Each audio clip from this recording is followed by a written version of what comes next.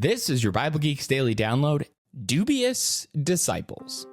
I'm pretty skeptical when something seems too good to be true. Maybe you can relate. Those get-rich-quick schemes, miracle creams, and diet pills usually promise a lot, but deliver very little. But what happens when we're skeptical about the genuine article? In Acts chapter 9, we meet a man named Saul, who is ravaging the church. But Jesus had big plans for him after their conversation on a country road in Acts chapter 9, verses 3 through 9. With Saul's radical transformation of faith underway, would the rest of the church be skeptical or accept him as one of them?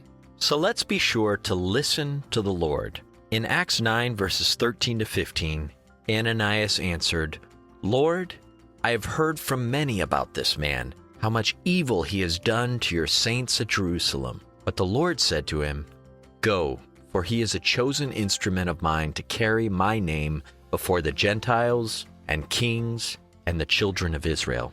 Are you able to see the potential in people that God sees? Or are you too blinded by their past to think that they could ever change? The Lord's plans are beyond our plans. Isaiah 55, verse 9. So let's get good at listening. Who knows? Maybe that person we've written off, thinking they're too far gone, might become a powerful ally for the Lord someday.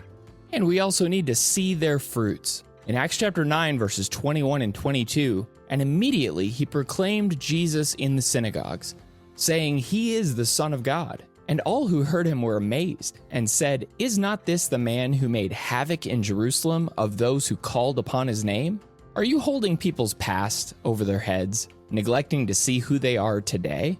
We're called to examine the fruit of people's lives, as Jesus talked about in Matthew chapter 7, verse 20, and test every spirit, as John said in 1 John chapter 4, verses 1 and 2. And when we see that someone is a faithful worker for the Lord, let's get to work alongside them, rather than remaining skeptical. And we can check with others.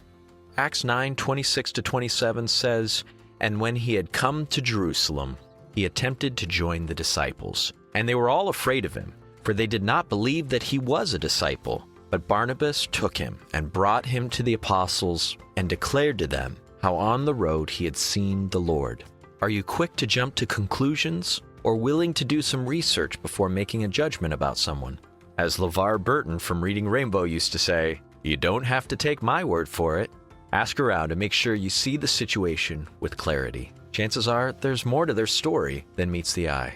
So may God help us to judge among ourselves rightly today, and may we be willing to drop our skepticism and accept those who faithfully follow the Lord. Thanks for tuning in, and may the Lord bless you and keep you today. Shalom.